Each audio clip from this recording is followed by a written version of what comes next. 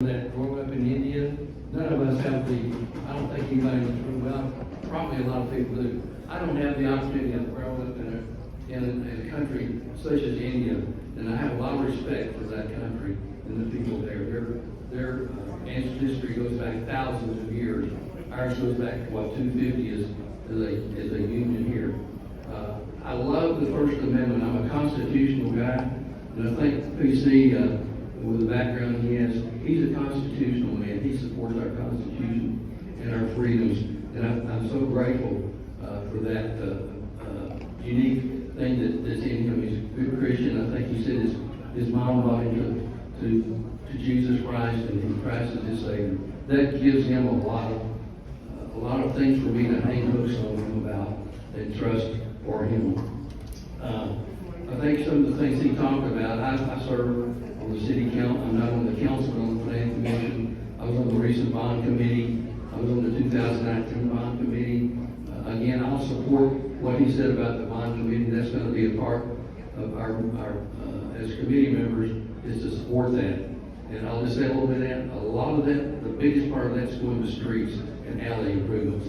And the goal of the city is, and as PC is elected, that will be part of his honor, is to watch that bond program and to make sure that the streets and alleys are improved with the money that, as citizens, I would encourage you, as you go out to vote for PC for mayor, that you vote for that bond.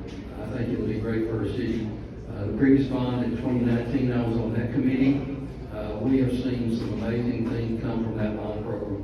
And our current mayor and council have done a good job, and I would encourage PC to continue pushing that 2019 bond. A lot of great facilities came out of that bond issue.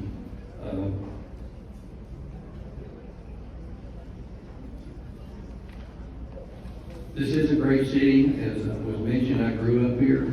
I was born here. I grew up on the farm, so I know what work is. My dad taught me work when I was about this high, and it doesn't bother me to work. So I'm glad to represent PC and work for him in the days ahead to become the next mayor of our city of Garland. Now, he talked about a runoff. I think it would be neat if he was elected in the first round. You know, let us all pray for that. You know, miracles happen occasionally. More likely it'll be a runoff, but I'm gonna wish that we don't have a runoff. That he just gets elected in the first vote. And when you get out the vote, don't forget about the bond. As a part of that bond committee, I would recommend it. As he said, and that's the big part of it, it's a no tax increase bond. So that you can't lose from getting improvements without having to pay more taxes. Now, he doesn't control taxes. We've all seen our taxes increase over the years because our taxing authorities, appraisal district raises those rates. We don't control that. But he says we can, as a city, we can control the rates we charge you by the tax rates. And I am very advocate of increasing the senior tax exemption a little bit. I think most of you, as you know, probably the state is going to raise the senior home or the exemption to $140,000. We'll all get that, but the seniors can always use a little bit. As I've told several people, I pay taxes for about 60 or 70 years. I'm time for a little bit of relaxing and let the younger folks carry a little more of that burden. So, PC, my hat's off to you. I don't have one, but my hat's off to you for running, for you and your family.